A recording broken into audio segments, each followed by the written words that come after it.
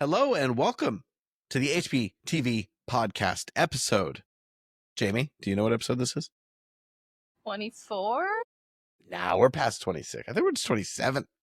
I'm making stuff up. Anyway, we're here to it's talk. Enough episodes that Mitchell no longer says HPV, so that's good. I It's learned. 25. This is 25. Oh. There have been a couple episodes that we have not numbered because they were like little bonus things. I was thinking I was going by time, but then we have like skipped weeks here and there. Anyway, we're back for the Crimes of Grindelwald podcast, which, see, that's why I gave the number, because if I would have given the title, people would have just turned it off right then. But now we kept them for an extra 30 seconds. So we're going to talk about Crimes of Grindelwald, which is also a beautiful city in Switzerland. A little bit of an Instagram trap now. But anyway, first I wanted to, I sent you guys this Reddit post. Now this is like someone who's apparently been bringing together leaks from people who have leaked other things and seem semi-credible. But I was like, I haven't seen any of these leaks, and now you've put them all in one place. So I'm going to say, hopefully there's some truth, because they're really small things, which makes me think they could be believable. And if not, they're not, but I think they're worth talking about. The first one is Hermione's mother has been cast and given the first name Sarah and will appear in multiple episodes. How would That's interesting. How would she show up in multiple episodes? Maybe Christmas? She goes home for Christmas and we have a scene with her at home for some reason. Maybe she'll be at like Diagonally for some reason, even though she's not. Be on platform. Maybe we'll see them on the platform. Yeah, but not here. Yeah, the drop off so for it might sure. Be like just background appearances or something for now. But it is interesting they gave her a name, because I didn't think about that until I read this, that we never got a name for her parents in the books. I assume they were Mr. and Mrs. Dentist Granger. Let's see. The second one here is Nicholas and Perenelle Flamel will appear. Why? What reason do they have to appear? Now, if there's a picture of them, I wonder if there's kind of like a flashback scene or something of like explaining the Sorcerer's Stone or him making it. Yeah, maybe you just see them in a kind of like the Three Brothers thing in the seventh movie where they kind of tell the story. I wonder if they're going to do that kind of. Even if Dumbledore was keeping them up on correspondence, like, oh, I've hidden the Sorcerer's Stone here, and here's how it's being protected. Their appearance, because we just watched the film where Nicholas Flamel does appear, and Nicholas Flamel is also a real alchemist, right? Yes. Yeah. He was based. Well, it's a historical figure. Yeah, he's a historical figure. So it's interesting to think that they'd add him in. Again, that goes to show they might be doing some background and stuff that we don't expect or that's not in the books, which I think could be fun. But again, if we're only doing 6 episodes, you better have the stuff I do want if you're adding extracurricular things, And he better look better than in the movie we just watched. This does give me hope, though, because there's a few of these which are things that we talked about, right? Like people who don't appear until the second year, but they should have been around the first year, and they're going to have them at least, in the Great Hall or something. I think that gives me some hope. Well, speaking of that, Charlie Weasley, who is not in book 1, who's not really in any book until 4, right? But he would show up in a picture or like be talked about, referenced in book 2, they say has been cast. And that goes to show, are they going to show Ron and Hermione at their homes? Or is he just going to be in a picture with the Weasleys? Like, what does that actually mean? This is actually making me more suspect of this leak. Well, they do have the whole thing with Norbert. Instead of sending friends, I'm guessing Charlie's going to come get Norbert. That's a good idea, because then he's going to show up again throughout the series. Norberta, those women are so vicious. All right, here we go. A Ravenclaw. That's what they say. The females are much more vicious. That's a quote from Charlie. A Ravenclaw student whose first appearance is in book 2 will be in season 1. And this is the only Ravenclaw introduced in book 2 is Penelope Clearwater, which makes sense. And if they seeded like Percy kind of being a douchebag, but then kind of having a flirtation and then a girlfriend in the second season, that kind of like rounding out, and even if she's just barely in it, like that's kind of cool. That works for me. It gives me hope that they're going to do that. It grows the world. Yeah, it builds in this consistency of these people have always existed, right? They're not going to pop out of nowhere just for the year that they're featured, Seeded in, like we said, we'd love to see Luna in the third, just like pop up in some way. Then we have Padma Patil has been cast, but the actress is not a twin of Parvati's. It's interesting because Padma's not until book 4, but to see the twins show up together would make sense. But then they almost have to give her a little bit to do in each of the first few seasons, like to be walking around with her sister. Also in the movie, it really bothered me that they put her in Gryffindor when she was her being in another house was actually kind of a little bit of a thing in Goblet of Fire. Like, oh, they got sorted to different houses and they have to meet up together. Like, how crazy would it be to live with your twin for 11 years and then to go to the same school in different dorms, which probably happens in real life to boarding school people. But anyway, so that's. And does it ever say her and Padma are identical? It does. It just says they're twins. Not to my memory. But I have always considered that a really interesting tidbit because you look at like the Weasleys or even Harry and his parents, right? They all go into the same house. And here you have two twins, and twins should really be very similar, but they're different enough to go into different houses. I always thought that was a cool touch. So you're right. That ticks me off when they changed that in the movies, and I hope they put it back. They've definitely added some actually since I opened this post up earlier. But here we go. Ernie McMillan and Justin Finch Fletchley have been cast. Again, they are in book 2. So, having them get sorted and maybe showing up in a class, they should say they share a class with the Hufflepuffs or something. That's good. They both annoy me. So redemption for some Hufflepuffs.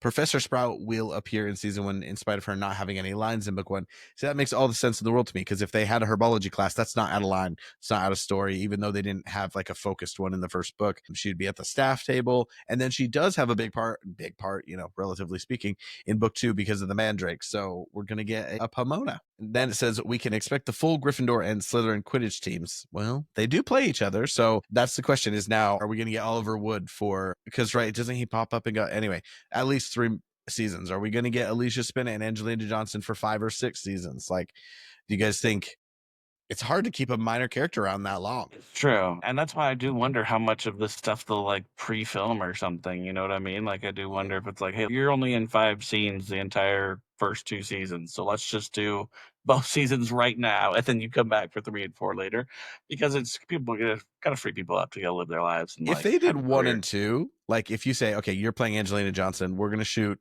some of your scenes in August, and then you're going to come back in October and we're going to shoot your other scenes. And that's going to be you for the next couple of years. I think it gets them a little bit harder to get them to come back in 2 or 3 years to do the next one. But if you have them sign for it, I don't know who's going to say no. They'd have to really blow up or want to quit acting to say no to that. Yeah. Well, and I don't know if the rules are different there, but like here, if you're holding someone that long, you have to pay them. So they'd be making money. Like, and that's why you pay them usually schedule. I would a do fixed it. amount for I'm a just fixed telling amount them of right time. now, if they want me to come do it, I'll do it. Do 2 weeks this year, and I'll do 2 Professor weeks 4 years from now. You Sprout. just pay me in between. Yeah, I could do a Sinistra or whatever, one of those other professors. It's just there. Vector, Cadogan. But would they be don't a even have good to complain Cadogan. about my bad British accent. Just don't speak. Well, interestingly, we know that the former Sir Cadogan is coming back, right? As Filch or something? I can't remember. Anyway, But yeah, I'll rattle through a few of these. Oh, wait, one other thing about that. Sorry. I hope that they are able to put in more of the stuff with the Quidditch teams, like, because there's so much more about outside of the games where they're like intimidating each other and trying to freak Harry and Ron out and stuff, so that they don't perform as well. I think that's a cool way rather than just having them appear in green robes on the Quidditch pitch. If they're actually, people in the school and they're, having interactions in the hallways and stuff, I think that adds a whole other layer of. I think for the Gryffindor team too, like having them actually go through practice, get annoyed with Wood for being obsessive and doing these long planning sessions and adding extra practices and that adding stress with school and stuff. I think that is all interesting and pretty efficient color that you can paint around Harry's like school environment. Yeah. Do you think they'll cast another hot Oliver Wood? Has that become part of the character now? Because in the book, it's not. I think a lot of girls would be disappointed though if he's not. I think they will. I think they're going to go. Hopefully the girls who thought the old Oliver Wood was hot are no longer thinking children are hot. So I don't know if the new generation is going to care. Neville, this says, is one of the characters whose casting has been open to all ethnicities. That makes sense. Neville kind of gets bullied, but he's a little awkward in that, but I don't think it's the similar type of story as Snape's where it would affect it significantly, like for him to be like a non-white kid kind of being this somewhat outcast for a while. But yeah, that's fine. Frank and Alice and Neville, Well, it's not taking someone's character, because the Grandma. people that bully Neville are already kind of bad people. So it's not taking like someone, he is kind of mistreated by the trio in a way, but it's because he's like awkwardly trying to help. But I wonder if it will at all help the Snape situation. I don't know that Snape is also picking on a person of color. I don't know, but I'm good with it. Yeah, no, I think Neville. I love him. Neville is such a fun, sweet character. I don't think that has any specificity. The second chosen one. The other chosen one. The other. Of course, they chose the white kid. Voldemort is racist. Who would have thought? Actually, it makes a lot. It tracks. That makes a lot of sense. This says Nearly Headless Nick will appear in season 1. Well, that duh. Professor Flitwick, Madame Pomfrey, Madame Hooch, and Madame Pince have all been cast as well. That makes a lot of sense. I get that they're not going to do waves of announcements, but it's like there are a few significant characters that haven't been announced where it's like you start putting some lists out there. It's a massive cast. Again, not again to compare it to the Hunger Games thing, but they're like making so much of it. And I know there's a lot of controversy around Harry Potter, and maybe they don't want to put a lot on social media to hear that backlash, but like it's just kind of weird, like seeing how they're really not doing it. Like everything's like a boring press release.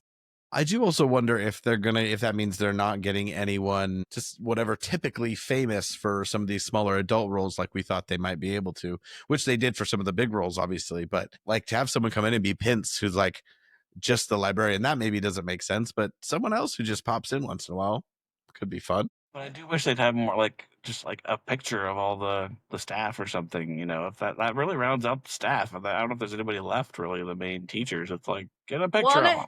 Maybe they'll do it when they are more committed to a date. I feel like maybe that's part of it right now. I think they're still like not sure when they'll be able to put the first season out, but maybe they'll do that.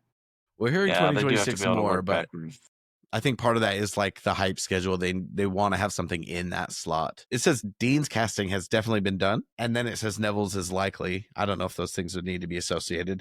It says nothing's been said about Ginny, but it doesn't mean she's not going to be in season 1. And it says could go be the same for like Hermione's father, Pansy, Narcissa, Bill. Ginny kind of needs to be in season 1. Those other people, you could skip. But Ginny, it's weird to have Charlie and not Bill, but Charlie, fits in with the Norbert thing. But it would be weird to not have Ginny to seed her at the beginning.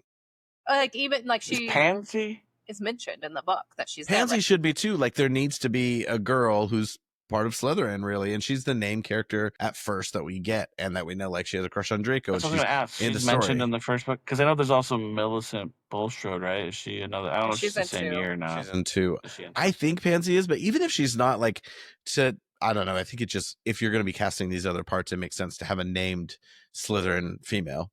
Well, and I think it can help, and I understand like there's money involved and maybe they haven't found the right people and all that kind of stuff, but to round out these characters, you do want to like surround them by other characters that kind of help define who they are. And I think Pansy is part of that for Draco, and Jenny's obviously part of the Weasleys, and we see her like Bill makes sense to me because he's not seen in the first book at all, and Charlie, it just makes sense they throw him in to do the whole Norbert thing.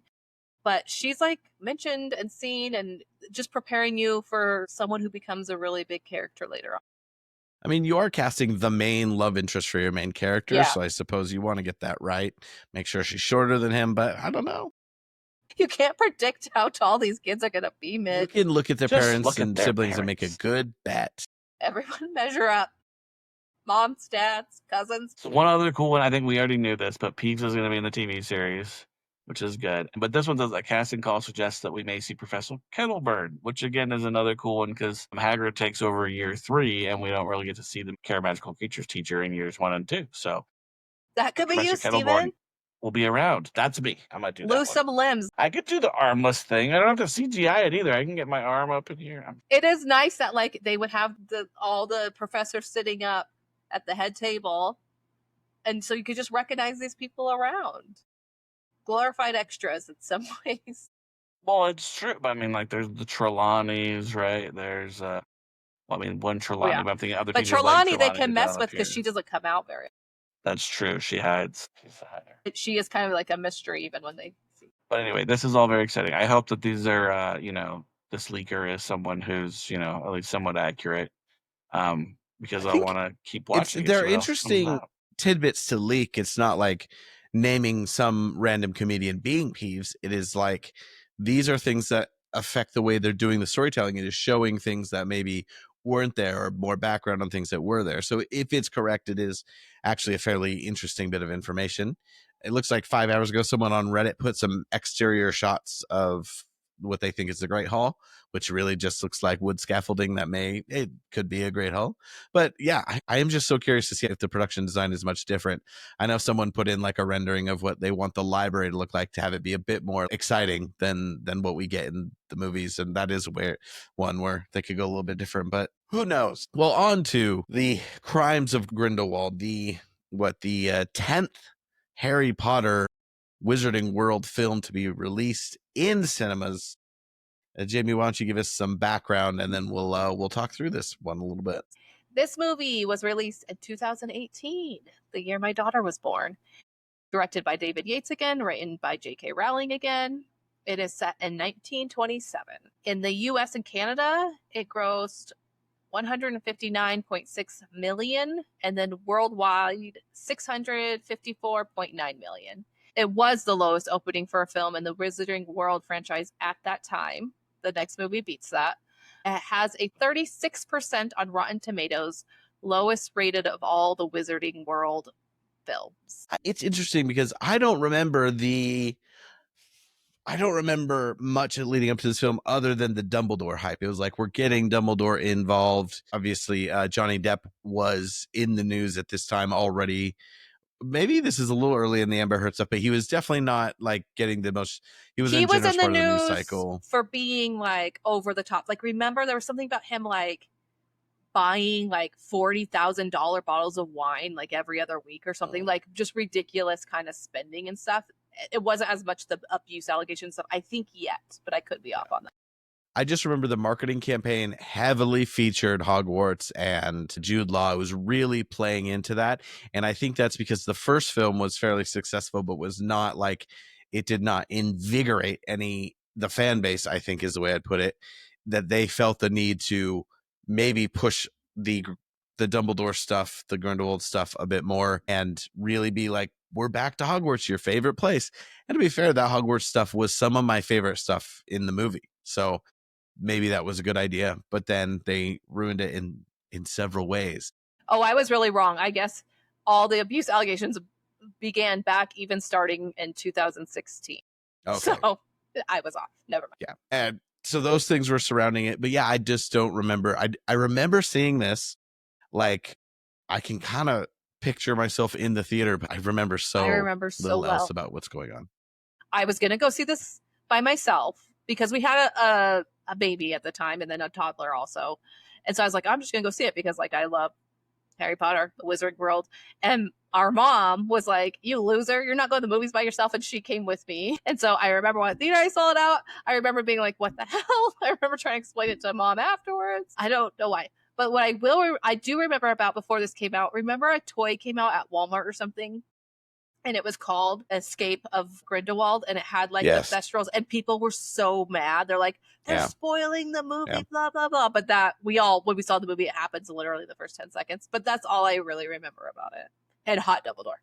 I'm going to try from off the top of my head. We haven't done this with the other movies. Maybe we should have with the first Fantastic Beasts, but for the Harry Potter movies, they usually start a podcast with a summary. I was like, I'm not summary. We don't need summaries for this one. So the way I see it, the British ministry is like, oh, we need to punish Grindelwald in Europe. So they go get him. He gets away. Then the British ministry is like, here's what we have to do. And meanwhile, he's riling up and recruiting people, and he's looking for Credence, who's chilling with a circus in Paris. And then Newt is not allowed out of the country, and Teeny thinks he's engaged to Lita. We get to meet Lita early on, and his brother and him have like this rivalry. And then they're all in Paris, and Grindelwald has a rally, and Newt and friends are trying to stop what's going on, and they don't. And then there's this whole thing with Credence on the side and them trying to figure out who he is, and they think he's related to Lita, but because there's this mysterious guy who's looking to kill Lita, who has a tapeworm in his eye or something. Yeah. And then Credence the whole baby does get recruited. Thing. Yeah. Well, I was going to save the baby switch thing for any. We'll talk about the baby switch thing in the Howler for sure. It's a surprise, Stephen. Look, Titanic. Watching the movie, there is, and I remember this from seeing it, there's elements of like the expansion of the Wizarding World that I like, and there are things that Grindelwald does that I think make him a good villain. I kind of hot taked last week that maybe he's a better villain than Voldemort, and this movie actually very much makes me feel that way. But there are just a few jumps in logic, and the first hour it almost holds together, but then it keeps splintering and it keeps jumping and it gets way too messy. So let's start off with the Howler. Steven, what is your biggest disappointment?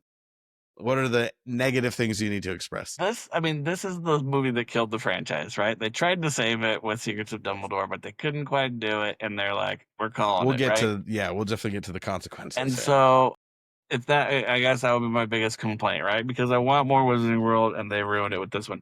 But I think it was this need, and I feel like this happened with several movies around that time, because like Last Jedi was what there was just like this really big need to like go left when no one's expecting you to, right? And like to subvert expectations. And so they just threw stuff in here that you're like, wait, what?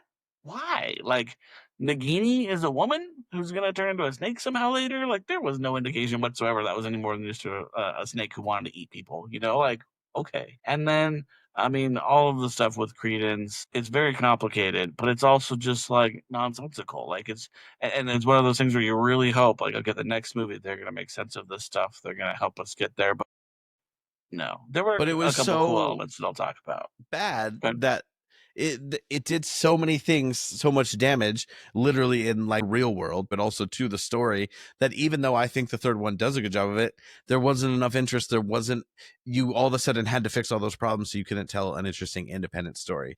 I was just on Nagini real quick. McGonagall appearing is another one. Sorry, but that's just another, like, why Of are we throwing continuity. this in there? Yeah, again? I have. Just to like make everything confusing. And it's so quick that it's like, with Nagini, what's interesting is Nagini is clearly, with Voldemort, one, a Horcrux, which is even worse for this woman.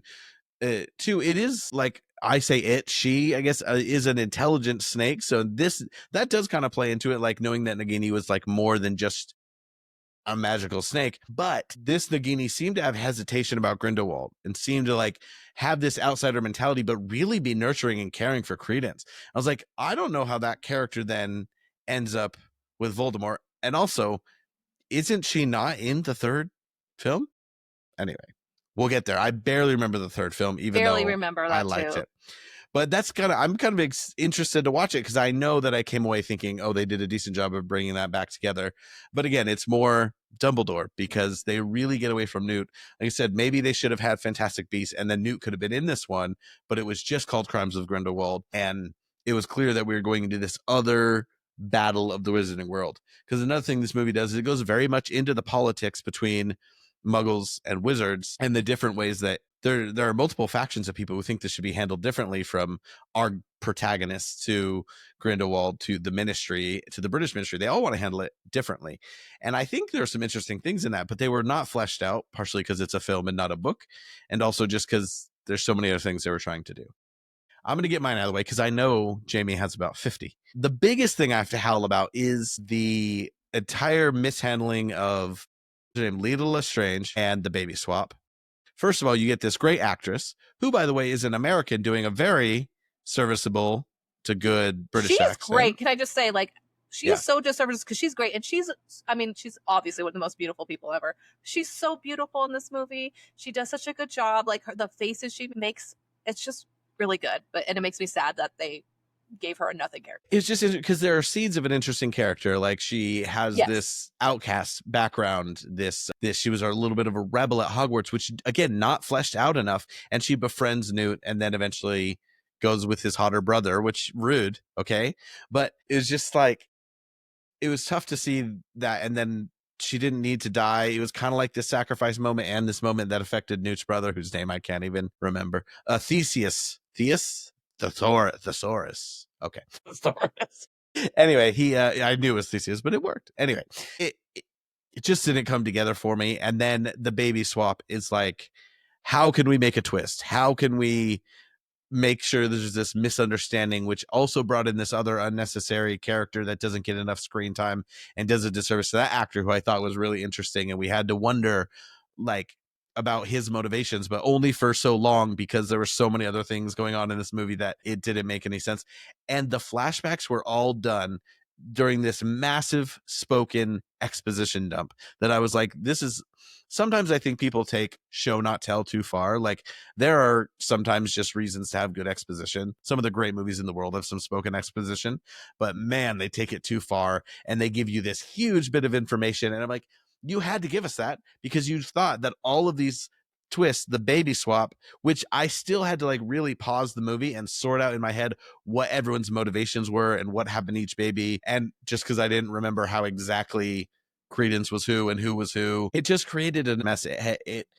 It was unnecessary to do those things, to have an interesting ending and path for these characters. And it wasted a good character that actually played an interesting role between Newt, his brother, his love life, his past as like this shy kid. And so I just think the wasting of that character, that exposition up, and the baby swap combined to be like this element of the movie where it couldn't hold together. And wasting of the character in the way that we know who the Lestranges are. And this is like an ancestor of theirs, not direct, but it would have been really cool to plant, I don't know, that family in a different way. I don't know. It just was frustrating. Well, there's just this really weird, like, bait and switch, right? Because that's one of the things before the movie came out was like, oh, there's a Lestrange, like Lethal Lestrange, and this how many years before, and everyone's, theorizing. And then it just turns out to kind of like not be involved with any of the Lestranges. There's no connection there. It just felt like there were so many things that were like, oh, this is going to shock people. But then the awe never came after the shock, just confusion. And I think Lita was a good example of that. The baby thing was a good example. And there were just so many weird things happening. I remember leaving the theater being like, what the heck even just happened? Like, because the whole baby thing. And then I had to wait until it came out on video or on DVD so I could watch it again and try to understand the freaking plot. All right. You guys ready? Or you got more, Mitchell? I have some little ones. I think that is my main one, but you go and we'll keep discussing. Okay, I hope I'm not too bad. The biggest issues for me as a fan is all the retcon that went on. Like, Dumbledore, I believe before this movie, he was born in the late 1800s. He should be significantly older in this movie, and he looks like maybe 50s, cool guy teacher who apparently there's a lesson plan where everyone does this bug art thing for Defense Against the Dark Arts, but whatever. It turns out Lupin stole it all along. And how did he even know? Because by the time at all. he met Dumbledore, he was a headmaster, but whatever. McGonagall shouldn't even be alive. Like, just all this kind of stuff that was changed, and really, it just felt like kind of a slap in the face of the fans. And I don't know if she ever directly addressed any of it, but it was just all kind of pushed to the side. And like, what had been like listed about that stuff on Pottermore or whatever existed at that time was changed or like gone. And it was like, I don't think I knew that.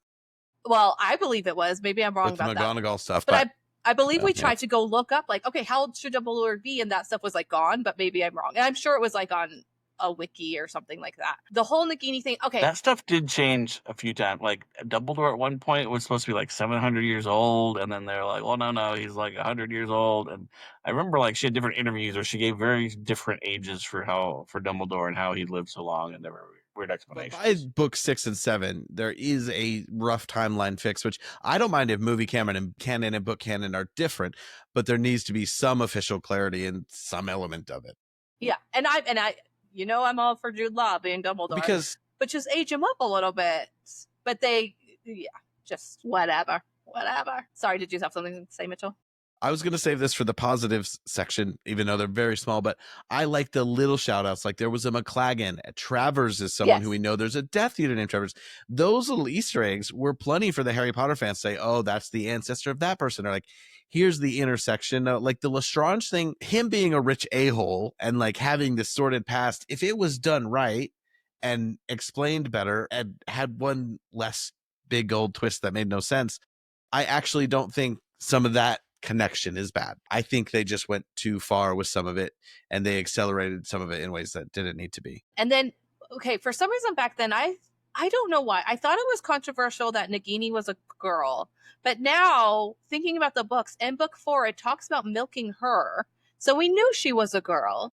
I thought it was controversial that it was... but it was that for she's some a reason that Maledictus. it was... Yeah, some Maledictus, but like I thought there was a connection to the fact that she's Asian and maybe that too. Something to do with some cultural connection between that and then like bringing in this woman of color character that then has a disease. Also, the women of color in this story. Obviously, Alicia Shortrange dies. Like, not a great ending for either of them.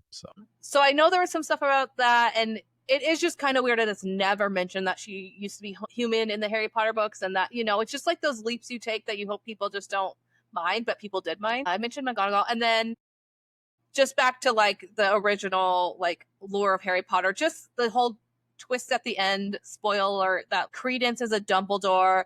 And then here, Grindelwald, I don't know if he's trying to trick Credence or what, but that he calls Dumbledore, Albus, his brother, which we all know cannot be true because Dumbledore's parents died long ago. Like everyone was trying to figure out how that could even be possible. And then what happens in the next movie, which again, spoiler, that it's actually Dumbledore's brother's child. It just doesn't make sense in the world to me. It's weird that he was busy with the goats, and I still don't get that either, but whatever. At least that's like canon. That might be it. Credence is part goat. That's where all that messed up. Okay, and then the whole Queenie thing pisses me off, but in general, there's this whole thing where there's like these huge, I think you guys have mentioned this, huge plot leaps where like, okay, how did Credence and Nagini come together? Like, it makes you wonder about like where that relationship was born from and where that came from. What is this whole Queenie's crazy thing? Like, you kind of get it's because it kind of drives her crazy hearing everyone's thoughts, but like, why does he keep calling her crazy? Like, I feel like it would be so much better written if it was like people kept hinting at her being crazy instead of him actually saying you're crazy. Like the whole Lita thing, like a really interesting story, but we're only getting like the ending of the stories, and it's just things that are not plotted out. And I've always said with this movie, I wish she would just take this series and write it as a book. I actually think it could be a really good book if she could explain all of this. Well, look, that's what I said about the first Fantastic Beasts. Is I said, this feels like the story is all in this movie. It's the first time that we got something, because every Harry Potter movie does, maybe save for the last two, has some jumpiness, has some like rushed feeling, because you're putting a much more expansive story into the time. The first Fantastic Beasts, I feel like the story is all there. Like, yes, we're not in depth at where we could be with some of them, but it's there. This is the opposite. This felt like a book was shoved into here, so we missed tons of all of these new characters and these new locations that got brought in that just aren't explained. That's why the whole Nicholas Flamel thing, I'm like, other than it being a safe house, I was like, that's an interesting story. His relationship with Dumbledore is an interesting story, but it did not need to be shoehorned when you're bringing in the brother relationship. You are bringing Credence through a different, actually Credence, other than his face and a couple of his expressions, didn't bother me as much in this, but he's not actually given much to do. And how did he get to the circus, which you kind of mentioned? Anyway, sorry, I want to focus so much not explained. They should have like pared it down before you finish. The Queenie, because part of it makes sense that all of these things are in her head. She can't control it. She doesn't feel accepted by the wizarding community because she's in love with a muggle. But there's just such a leap in not seeing that frustration grow.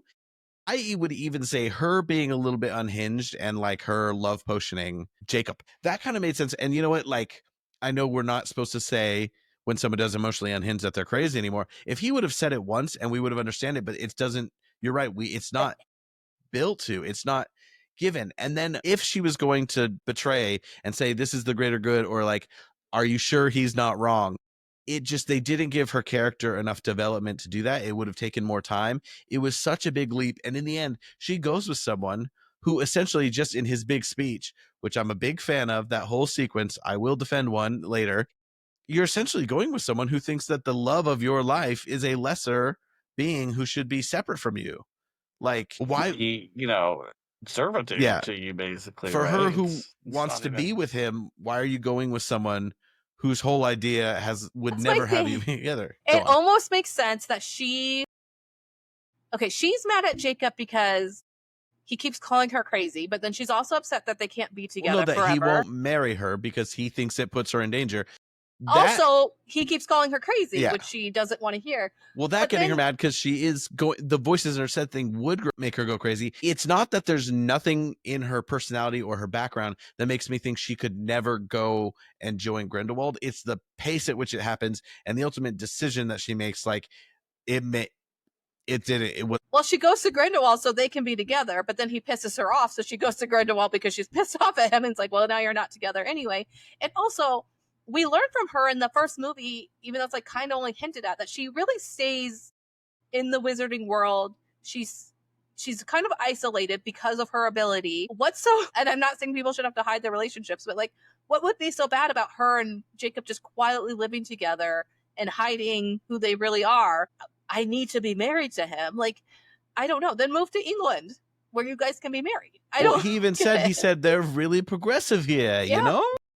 With the wonderful accent. I love him so. I do love Oh my gosh. The accent work in this, like I said, did a good one, but Grindelwald, I felt like, and this is not unusual for Johnny Depp, but he was doing different things all over the place. Like sometimes he was American, British, Swiss, German, He's French. a man of many He's identities. like, well, in Paris. Like he was just all over. He did Johnny Depp for a while. He did, he did Jack Sparrow for a while. Sparrow. I don't know. But he didn't bother me much of this movie. I mean, no, I used to love mostly Johnny Depp. did. I actually thought he did pretty good. You know what's funny? I thought for a second he got fired before this movie, and at the very first scene, I was like, "Man, Mads Mikkelsen did a great job at looking like Johnny Depp." They don't even try to make him look like Johnny Depp. That makeup nowadays, they really can transform people. You know, this AI. Okay, one of my other howlers was one of my other howlers was that just in the first movie, and someone kind of talked about this, how you like introduce everyone and they're all kind of like the stereotype of who they are. It's like, you know, like almost like a sitcom, one of you said. And this movie, it's almost like annoying. Like they all feed way, instead of like getting to know them as characters better and developing them, it's like they're all feeding into those stereotypes way more and doing so much more with it. Like even Newt and Queenie, and I mean, Tina actually isn't too bad. I feel like she is a different character in this in a way, but like developed naturally from the old character. She's used like a tool. She doesn't actually get anything to do though. She's just like off on her she's own. A little jealous at the beginning. She's doing like her, but then she just kind of is background. She's just kind of helpful, but she really gets sidetracked. She's a piece, but like everyone else, it's like Jacob's accent almost feels like a little bit more like to the point where like I still really like Jacob in this, and I'm grateful like the aspect he brings of like the Muggle or the Nomad, but it's almost annoying. Like everyone's just playing to these like stereotypes a little bit more. When it's like, okay, this should be where we're rounding out the characters. The team should be like already built and then adding to the team, but instead we're all separated and like trying to find each other and trying to like throw in these storylines from people we do not know. It's just all over the place. But at the same time, I'm curious about more of like what's going on. So could the movie have been longer? I don't think it should have been. But really, they should have like cut down on storylines, cut out some of the I'm not all for cutting out all the beasts, but like cut out some of that. Like it just felt like they were throwing in. They were trying to shoehorn it in. It's called Fantastic Beasts, so we have to have beasts, right? Like, but I think it would have been cool just to have maybe like a little bit of it. And then the Niffler at the end getting the thing. I think that was like a cute way to throw in the Fantastic. So naturally work it in. Like Nagini is naturally a Fantastic Beast because she's like becomes a snake. Like why are we throwing in like the Zuhu, whatever he was? I can't even remember. I can picture it, but I can't remember it. Blocked it out. It reminded me of that one the one in Coco that flies at the end. Anyway, it does. No, but that was the greatest crime really of this movie, right? Is that we talked about the real crime of the Crimes of Grindelwald. Is we talked about the first movie and how much like potential there was, right? It's like, let's establish this world and these people, and it's like just you need to build on it, right? You need to flesh it out. Like, let's learn more about the characters. Let's put them in some different situations. Let's like go see other parts of the world. And instead they like took it all and like threw it into a blender, and they're like, how complicated can we make this? And how many times can we like shock the audience? And that's what they put out. And it was just like, and there's no protagonist. Potential. No one's a protagonist of this. They're trying to kind of tell Newt's story. Like, we don't ever really understand, besides like his brother ending up with Lita, what happened between them. Or like they should have like either moved on from Newt and like I somehow done that, I don't know, or kept Newt the protagonist. We're all trying to save Credence. I think Credence should have died in the first one, and that should have been Newt's motivation to go after Grindelwald and be braver. And they didn't do that. They kept Credence around, and the whole movie's about where he comes from. And by bringing in Dumbledore, would have been more fun. Yeah, they essentially they subvert their own story. You're right. Newt doesn't come off as the main character protagonist of this, but neither does Dumbledore, because he's still newish. This is his first full, like, we're jumping around everywhere. And yes, I get saving Credence because he's probably innocent from what he's done. And if he's used for evil, that is really sad and terrible fate for the character that's already been put through so much, but they just went too far. I have more. Go, Jimmy. Keep going. Okay. Well, on that note, like, how did Credence survive? Like, it like erases the last movie. It erases the fact that like Credence dies and like what that means for everyone and what that means for like kind of hampering Grindelwald and all this stuff. And then the whole Well, it erases Jacob, anything that like Credence learned, like, or his development in the first movie, still like, right? It's just like, oh, now he's back to just being this bitter, angry, no, he's not lost. bitter. Like, He's like a didn't little he learn? Didn't he grow? Didn't he like any of that crap that sadly. happened? But He's like, yeah, I can't This find is he my does his head mom." down thing. He's like, don't hurt me. Don't hurt me. it's I'm just- a magical being that can jump in and Well, out of and he being an just stops- Obscurus. yeah, he gets just some overcame control. the whole Obscurus thing, right? That was just like no longer an issue. He's like, oh, hey, now I can control myself. And I the don't same blow up at people thing anymore. with Jacob. They just completely, no, we fixed it. I remember everything now. I only Yeah. forgot the bad parts, and then she helped me. I'm like, so that means all those people would only forget the bad parts every time Yeah, they that makes erase no them. sense. It makes no sense. Like, it's just like erases how the other movie ended, which also annoys me because it's like, oh, we got to correct this because we want all this cast back. We want, because people love Jacob. And we want Ezra Miller in this because Ezra Miller at the time was going to be this huge thing. Flash. There was a way to like work Jacob back in without cheating so much. And again, it's like trying to do so much story in one contained bit. That's why I want to know the original plan, because there had to be a better idea of how you're taking a series based around Newt, and Newt eventually has to beat Grindelwald because again, Dumbledore and Grindelwald can't duel. So it kind of makes sense, but We'll get to that. how they were going to bring those two protagonists together, I don't know, because bringing in, I was thinking, oh, Newt's brother kind of worked in some ways, Dumbledore kind of worked in some ways, but like all these characters, it was like, we'll come to what we should cut soon. It's just there was a lot of like, oh man, that almost it was like almost worked, a good but idea. none of it actually did. And I think it would have been really cool with Jacob though, like to see him and Queenie like fall in love again. Yes. Like, oh, that would be really cute. It's It a would be good really fun, like a excuse thing to have Yeah, Jacob like be that same revisit the character. love story. Yeah. Which Yeah. may And he have get to been like, explore learn about the magical world and how all that awe all over again. Like, whoa, you guys are crazy. Like, but no, they missed out on and that how much chance. would it have meant if like Queenie had to go through the work of making him fall in love with her again, or like them, which probably would have been hard because she's like this gorgeous girl. You could get some real like 50 First Dates vibes going or something, like And there's so much bringing there. back like his awe about everything, being like, oh my gosh, instead of him just being like, oh, Because he did that so well too. Yeah. That He's was half of the He's fun in of that London first and movie. Paris. That's the thing, they don't give him that much to do, but he is good when they show up. It's actually, even though you quickly realize that she's, gosh, I don't want to say sexually assaulting him, but when you give someone something liquid and then take advantage and then they're not consenting, it seems pretty bad, Queenie. Anyway, when they first show up, I'm like, you know what, when's the last time you saw a movie Maybe where that's like, when she really turned to the dark side. It happened way earlier than we realized. She just, but when's the my last way time or you the were like, highway world. yes, the That was the Americans are greater here. good. Other than, there you go, other than World War II movies, this is the one where you're so happy the Americans show up. You're like, yeah, this is fun. Glad to see these characters back. Yeah, it's just sad that he didn't get a bit more time, but I liked that they only gave him one little call out, but that he wanted to try like the baked goods in Paris because they're obviously famous for it, and that's what he does. Like, you don't want to lose that element of his excitement, like, oh, I want to try the pain au chocolat and the baguettes here, and for him to see London. Also, they could have done more gratuitous London and Parisness. I'll get to the production design, which I like the production design, but there is something that the hue that they use, like it's not sepia, but it's almost that same feeling of just, we're going to make it look old by like doing this saturated Sucking out vibe. all the color. Sometimes it looked really nice and it was a cheaper way to do the period piece, and sometimes it frustrated me a little bit because some of the cinematography in this is actually really nice. Like, it's funny that they got nominated for a cinematography Oscar at one point, because I'm like, David Yates does have some vision. There is some really nice visual to this. All right, Jamie, do you have any more Howler before we explore maybe how to fix a couple things and some of our positives? I think I've covered the biggest parts, so we can move on.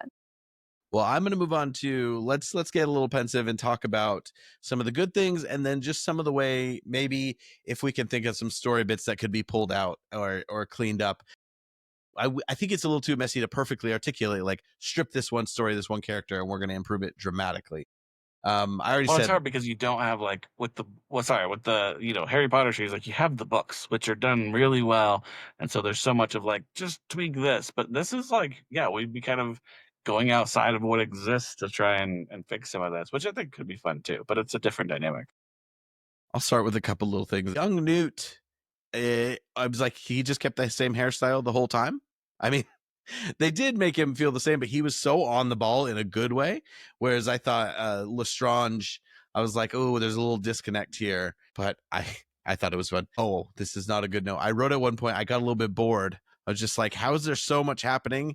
And yet I'm just not that invested in what's happening next. A lot of people said that about the pacing. They're like, there's a million things happening, but yet there's parts where it drags so bad. I'll keep going with some nice things. The big Icelandic guy who runs the circus, he is just showing up in everything these days. Well, what's funny is I didn't realize he was in that movie because I love him. He was one of my Hagrid picks. Oh, and I was like, good, yeah. He's already been in the Harry Potter universe. I thought Callum Turner did a good job as the douchey brother. Again, they don't really get to explore that relationship enough. Also, I thought Callum Turner was going to be like really famous, and he's done like he's working. He did the Masters of the Air show, which was supposed to be a big deal and kind of flopped on Apple. But I thought he was going to be a bigger deal. But I thought he did a pretty good job for a character that is just a little bit of a one note. The opening scene, like we're going to have a breakout and a chase, like it's a little cliche, but I didn't hate it. I thought that was all right. It showed him do like. That was my first good note. It was very visually like it was enjoyable. It was a cool way to be like he's trapped to this like insane degree with this bubble force field around him, and yet they were able to get him out. It was kind of a cool little escape artist piece. I liked a lot of the visuals, even though sometimes the coloration decisions and just the visual style that he goes with kind of bothers me. I kind of like that this was a little dark at times. They remove his tongue. There's clearly a child killed. Baby I was like, murder. It gets really serious. And then I like Bunty. I like Bunty's character. Again, probably a character that did not need to be in this movie. Or fleshed out more, like if it was more but about there wasn't Newt, enough time. I know. We could. But if they had cut some other things and it was like actually about Newt, she could have been like a character who was like in love with him. And then the other thing is just that I buy Grindelwald as a snake oil salesman / person who can seduce these people to a better way of life for them. Like I bought his big speech, and I remember that also feeling like that was a good action set piece in the theater, and like the visual. You can tell they kind of were taking some cues from some of the Harry Potter things where it was like he had this blue dragon and then they were stopping it with this fire. Like they were saving Paris because, they had to put some random stakes in there. But I just thought his persuasiveness as like a cult leader and then the actual battle there. And this is where the characters kind of converge. There were some frustrating things about it, but I remember like actually feeling it and actually caring whether some people lived or died and feeling like this is a good villain moment for him to illustrate what he wants. Although it's a little confusing because he was like, I don't see them as lesser, but separate, but this or but that. I'm like, you're not making a lot of sense here. Anyway, I just thought separate and equal. They did a good job there. Lesser, but like they can still exist as long as we can control them. I think that's the message. They have to be subservient. Well, and so those are the two things that I thought worked well was what Mitch has just talked about. Like him, like remember our last podcast where I was, talking about different perspectives, like I think from Voldemort and his people's point of view, like they were kind of like Grindelwald in the sense like we're better, we're magical, we can do more than these humans, so therefore we should be the ones ruling them. And I feel like Johnny Depp and like Grindelwald in this movie really kind of sold that. I feel like there really was this, okay, this is how he like got people to follow him. This is why they believe like they're so sick of being in hiding and all of this stuff. They would rather just be out and like, live like they know they can because they're sick of being pushed around. So I thought that was a really interesting dynamic. And like you said, that cult leader vibe really came through and, he was handing out all kinds of Kool-Aid and they were chugging that stuff. The other thing that I actually liked that I thought worked really well as a plot device was the blood pact. Like I know that even during the Harry Potter series, I remember people it was just kind of shared that like it was really weird that Dumbledore wouldn't fight him. And so you almost get this like, and then you learn about the relationship earlier on. And I mean, outside of the books, you learn that it was more of a romantic relationship, but it's still like, so there's this dynamic of like, if I had an ex who I'd really cared about at the time, and she was out there like, killing people, and I could stop her, I could do it. I have a really hard time imagining Dumbledore like chickening out of that. But we also had this concept of the unforgivable curse. Like we understood that there were these things that made it so you literally can't act. And so that was a really cool way to create it where you have this like proxy war going on where they can send people at each other, but they can't directly attack each other. I thought that was really cool, and it worked so well. Like I said, just to explain the overall story, Dumbledore gets to kind of maintain his character as we understand him, and we don't have this like transformation like, oh, this guy was really like a big freaking coward and everything before he got to the Harry Potter times and everything. So I enjoyed that, and I do think it was a little bit confusing. I mean, like we don't really know exactly what happens to the pendant, like he's going to destroy it so that he can fight him. I think that part was a little unclear, but those two things worked well. They really sold the story on how this movement even happened and why Dumbledore wasn't more involved in stopping it, I think, earlier on. It was a mini retcon in some ways, but it was an explain away device that worked really well. But it also made me feel like Newt is being used a little bit like Harry was being used. Like he is this powerful and caring person that he was like. And obviously in the next movie, there are creatures involved. There are magical creatures involved in the overall ending. So it's like, I guess he was the guy for it. I just think, yeah, you need to deepen and care about these characters and work Dumbledore in a little bit and flesh it out. There had to be a better way to meld these stories and these conflicts. Jamie, did you have some good things to say? Well, just on that note, that's a good thing. But I just really wish they would have cut it down to a story about Newt. Dumbledore comes in as a bit of a mentor, and then you play with the whole people, like Dumbledore using people to do his work for him. And then the reveal of the Blood Pact would have just meant so much more, because at least this time we have a reason why Dumbledore's doing this, but there was just so much other stuff mixed into it. But anyway, I just really want to rewrite this whole movie. But it could never be made. Okay, I do like the element of Jacob again being there and seeing things through his eyes. I really like Zoe's whole performance and her relationship with Newt, which I think is done well. I love the flashbacks of Hogwarts, and another howler apparating into Hogwarts, but again, that's been overdone and complained about a lot, but whatever. Okay, but I do love the flashbacks of Hogwarts or just being at Hogwarts in general. It's just cool to see it in a different light. Like, we hadn't had the video game yet, and like just getting to see Hogwarts a little different than what we saw in the movies, and seeing different areas of it and what it was like for past students to be there, their robes, that kind of stuff. I did like that. It's beautiful. The whole imagery of like the baby falling in the ocean and that being her bugger and all that stuff, like just like really beautiful moments and like really cool magic moments that were almost, a lot of them we didn't really need or made much sense, but they were cool to see. Newt's fashion, as always, 10 out of 10. Love the outfit. Love the commitment to wearing that outfit the whole time. He had to be hot in that jacket. And I also have the Blood Pact. I thought that was a cool element of magic that felt like it fit in the world. Something I didn't like was like the whole nother thing was that guy who became the Auror when Newt decided not to be an Auror. That was just apparently just handed to him because apparently in the 20s it was really easy to be one. And that guy was like really working for Grindelwald, which just adds to the confusion. But he's like doing that like wall thing where he's coming through the wall to spy on Credence. I'm like, what is this half apparating crap? But the Blood Pact felt like it fit in the world. It felt really similar to like Secret Keepers and like Unbreakable Vows. I liked that element of it. I liked that the relationship of Grindelwald and Dumbledore was talked about. I know a lot of people in the LGBTQ community were disappointed that there wasn't more of that. But I do like that it's like, it's made clear that they had a relationship and that they were in love at some point. Is the only reference that Dumbledore says we were more than brothers, is that the only moment? Well, kind of the mere, yeah, I don't know. And there definitely there could have and should have been more. But the mere I get it, though. I get like they're trying to walk. I mean, there were a lot of screw ups in this movie, but like they were trying to walk that line, right? Of like,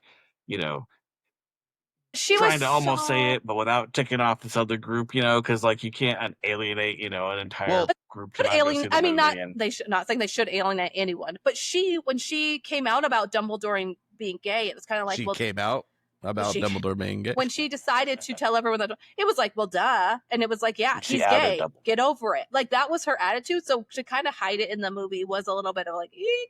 But I am glad that it was her mentioned. Or that was the studio. And also play it off more that he doesn't really want to admit to that, because who wants to admit like their ex-lover who's trying to take over the world, and you kind of helped him plan to take over the world. Like, I don't want to talk about there is a way to like show that guilt. And also it was the 20s, even in the Wizarding World, who knows how progressive they were, but Yeah. they like, I think they did a good job of playing that line of stating it. And then it served the story in that clearly that is another reason why he can't, because a romantic love is a little bit different from like a brother. If Steven turned into Hitler, I'd shoot him, no problem, it's fine. But Hannah, that'd be a little bit harder. Anyway, because in the next movie they have a nice, that's such a good scene in the next movie too. They keep it really simple, but they bring it out that much. It's that much more explicit in the next one. And who knows, in the TV series, maybe Dumbledore will have like pride robes. I kid. One cool thing I like. His outfit. Keep thinking. What about his outfits? What do you say? Okay, I understand him wearing the 3-piece suit in the Muggle world. Do that there.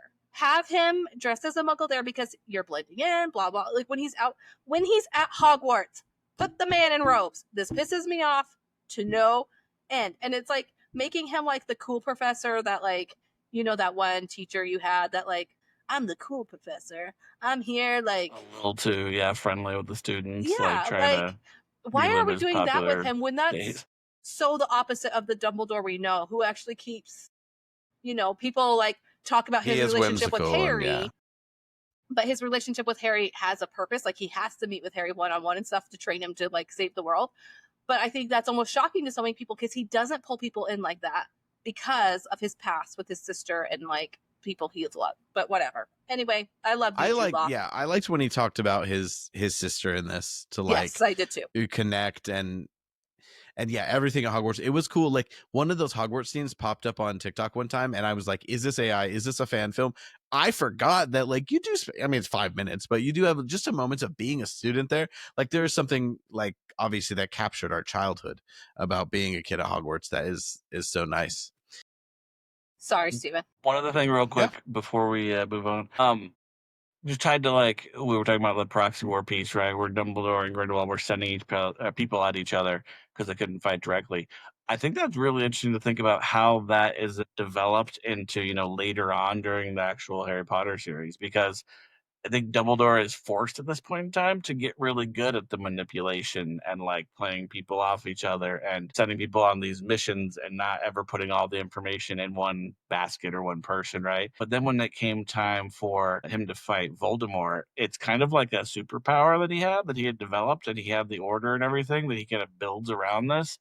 And it's not something that I think Voldemort was really prepared for. I think that kind of becomes his competitive edge, because even though Voldemort is so powerful and willing to go below the belt all the time, Dumbledore had learned through this experience with Grindelwald that like the manipulation, all the chess pieces kind of culminating at the end is just as important.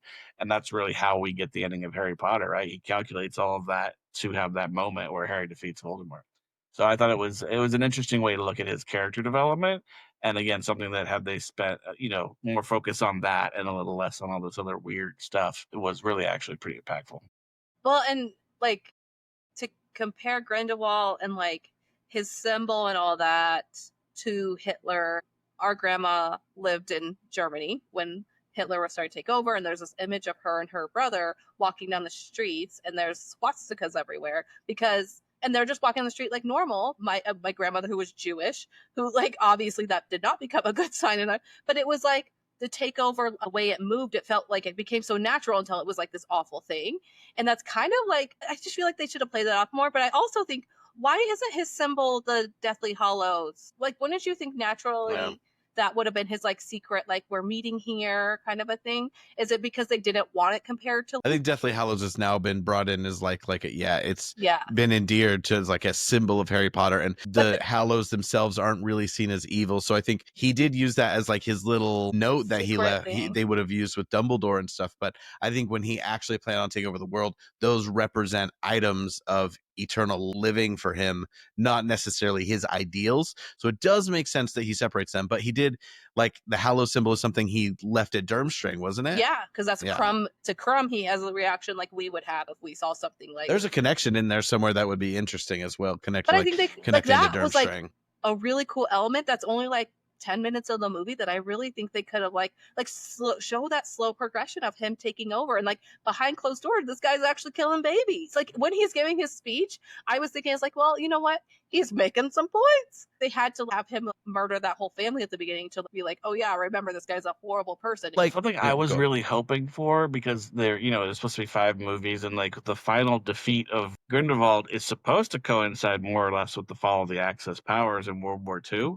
That's something that Joe had mentioned in other interviews and everything, and so I know that the year is there, but it was all kind of together. I was really curious to understand what the interplay there was. Like, was there some kind of influence on like Hitler and Mussolini, or and then it all kind of fell at the same time because good actually won. So that was something I was really hoping we get a sense of, and we never got there. The really interesting thing is like this is because we've seen that done before in X-Men. The X-Men had all this history to do with World War II, and then there was this comparison of othering mutants, like you would other people as people did in World War II, and everyone tried to expand their power and everything. And so it's really interesting. I think there is a lot of interesting villainy of gray areas to be explored in a world where you have 2 separate types of beings and some are more powerful. Those allegories are really interesting, and they're helpful for real life and help people to sort things in real life. But being a wizard versus being a human is a little bit different from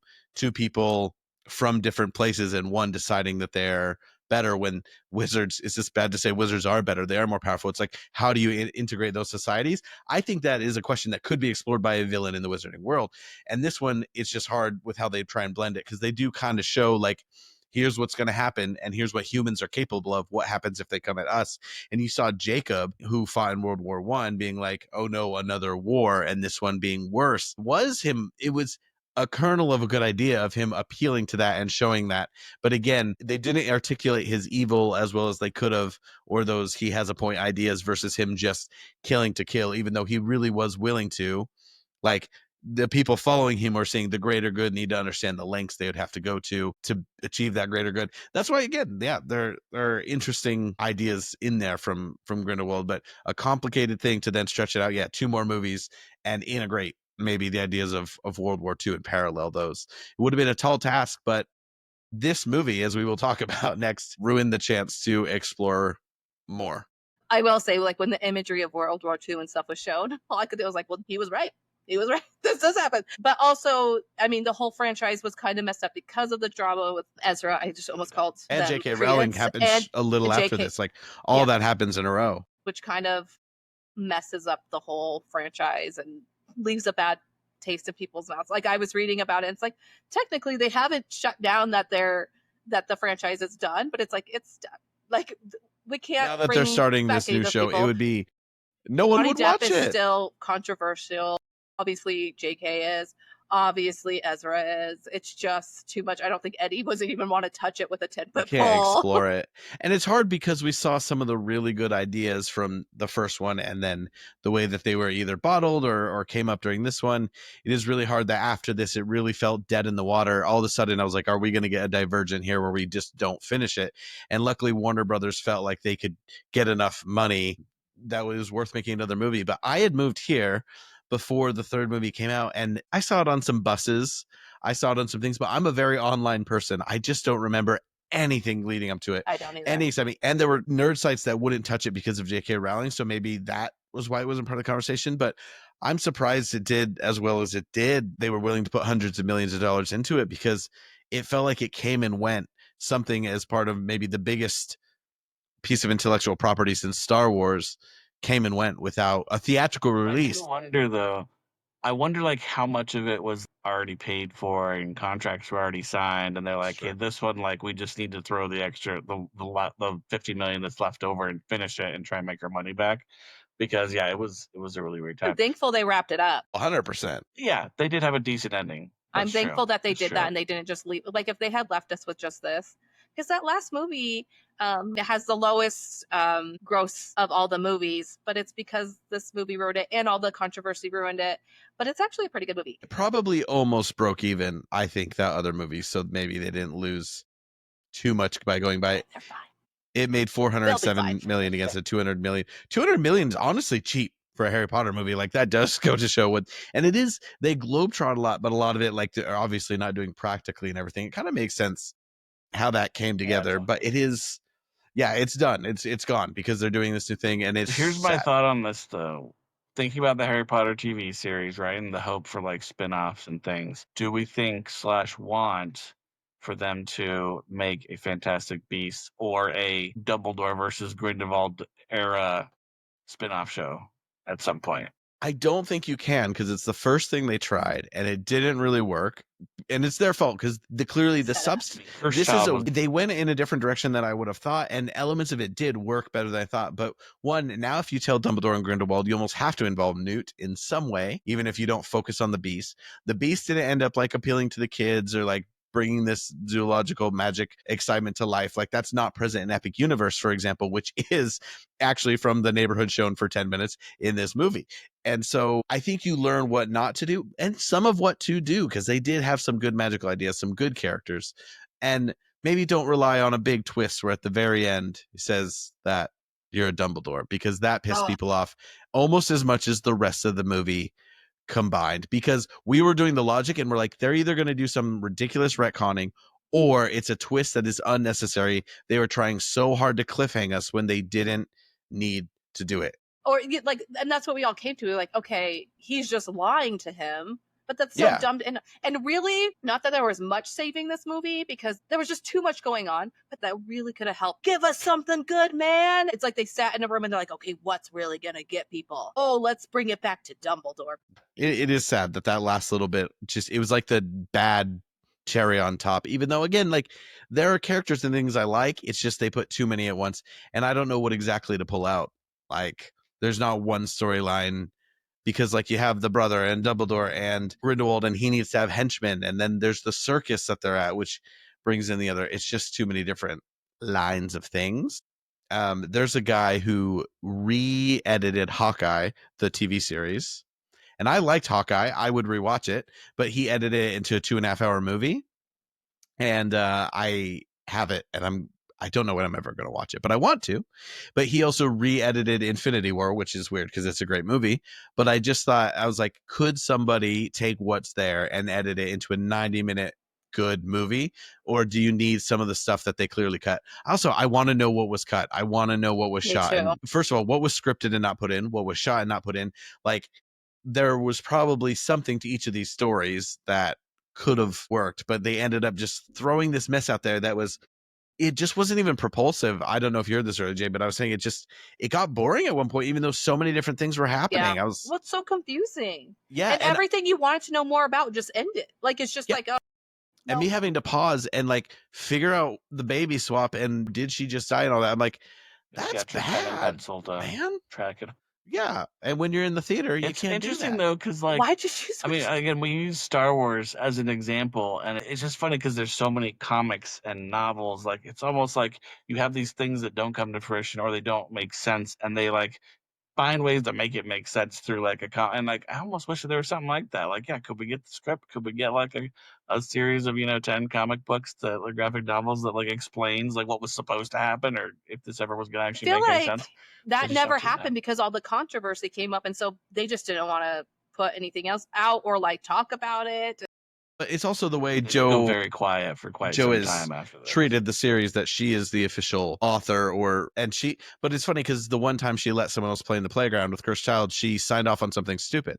So I don't know if she signed off on this movie, didn't she? Yeah, she wrote it. But Cursed Child's still been lucrative. Like, it still exists. She wrote this, but I'm sure it went through various studio blah. We've got to have more Dumbledore. We've got to have more excitement, this, that. Also, the Paris Ministry was beautiful. I should say that before we go. It was nice.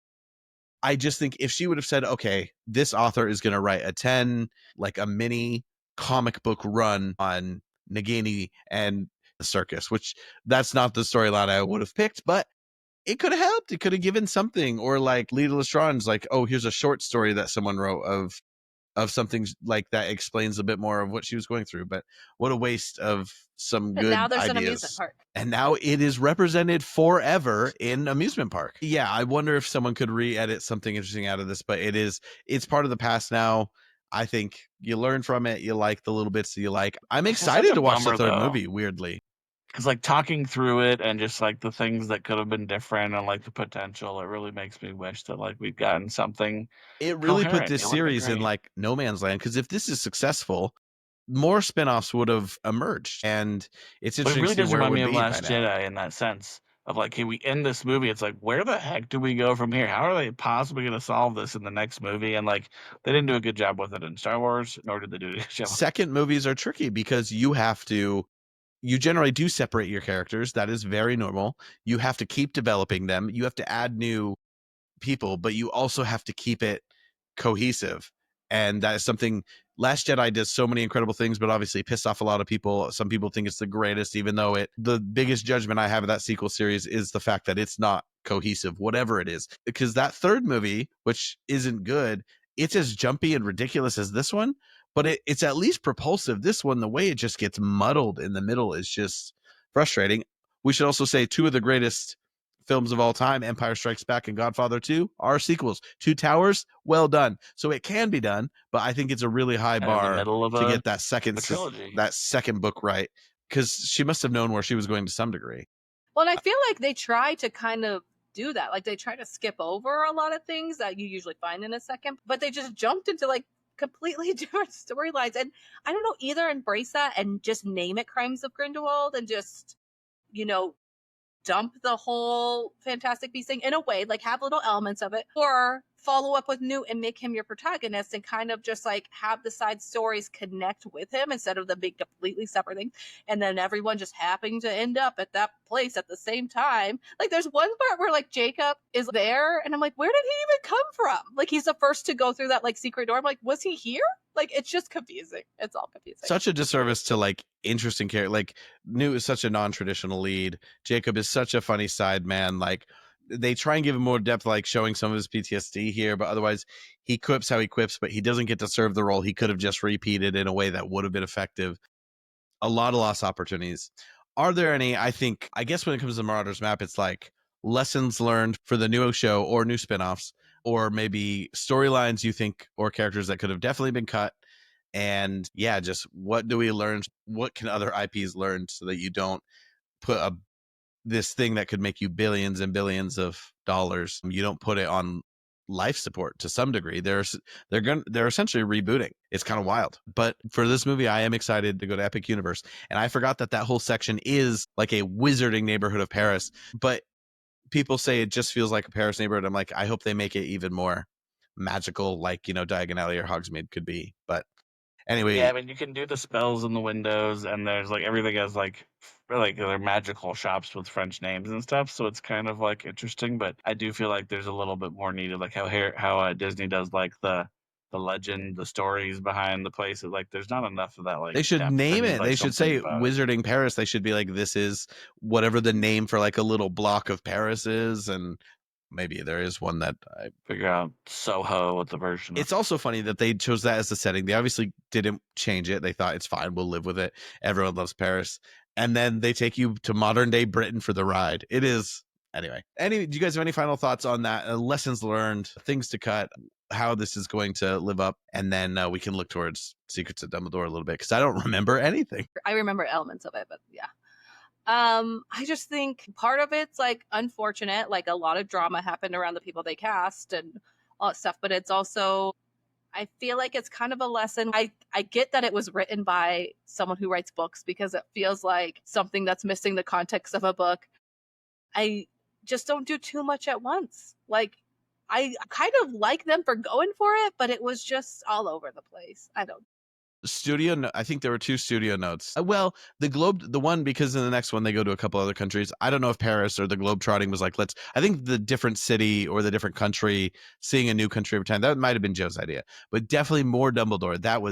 Or like, let's get Dumbledore in there. Let's get hot Jude Law in there. Like, that's the one thing we'll do that. And I wonder if it accelerated some of this stuff, because I'm just trying to think of they tried to do too much at once. Like some of the Lestrange stuff could have waited for that. You introduce Newt's brother and the woman that he's going to marry that Newt loved. Like you introduce them, you introduce Dumbledore, but you keep it Newt's focus. You get his core group to grow and you bring in Grindelwald, and that's where your focus is. And then that's why the 5-movie thing works in my head, because I'm like, Dumbledore becomes bigger and bigger, but by the end, Dumbledore's like, this story has been yours, Newt. You have to defeat Grindelwald. Like it all comes together in my mind. Well, and I remember hearing at one point that Dumbledore wasn't actually supposed to like really be a thing until the third movie. So I do wonder about what you just said. I feel like I remember hearing that several, and then they pulled him forward because they wanted the Dumbledore factor, right? But I wonder if that meant that they were also pulling so much story forward that that's how it got so muddled. They tried to cram all that in so they could make sense of Dumbledore being It there. backfired. I don't know. I But think it backfired. And also, like, it just that they wanted a motivation for Dumbledore to relate to Credence. And that's why they threw in the Dumbledore thing and him being his brother's son. But Dumbledore should have already related to Credence and wanted to get to know him because he's an obscurus. And that's what happened to his sister. And That's Dumbledore not like that. Cares about young people, and he cares about the mysteries of magic. He is interested in those things. All right. So I think if there's any lessons learned, it was keep it simple and like trust in the characters that they developed, right? Like I said, they're trying to pull Dumbledore in early, I think is one of the things that really caused a lot of issues. But like people like Newt, like people liked, Teeny and Queenie. It wasn't a TV show. Yeah. Like have a Lena episode. Honestly, if this is 10 years later when streaming rules the world, I wonder if they do Newt's story as a TV show, although they would always want their big centerpiece in cinemas, but they might have considered it because of Game of Thrones and everything that's happening now. So here's my question, Jamie. Are you ever going to watch this movie again? I don't think so. I actually, this is my second time ever seeing it. I will say there were things about it that I actually liked. I'm glad I rewatched it because I wasn't so thrown about everything that happened. I mean, I guess if I really need to see Hot Dumbledore, I will, but he's in the next one. But there are cool elements to it. I love seeing Hogwarts. It just pissed me off so bad the first time I saw it that I'm kind of glad that I erased some of that bad taste out of my mouth. Because I remember the third one, I was like, I wouldn't see it by myself. I was going in with low hopes. I felt like they hadn't promoted it at all. Kind of like Solo, which I really defend. Anyway, I like Solo. Thanks for joining us and examining all the crimes of Grindelwald. It wasn't as harsh as it could have been. And we are looking forward to the secrets of Dumbledore on our next episode of HPTV. And if you want to get in touch with us, first of all, comment below if you're watching on YouTube. Let us know what you think. And otherwise, you can find us on Instagram and TikTok at HPTVPod or email us at HPTVPodcast@gmail.com. Jamie, send us out. Peace out, snitches.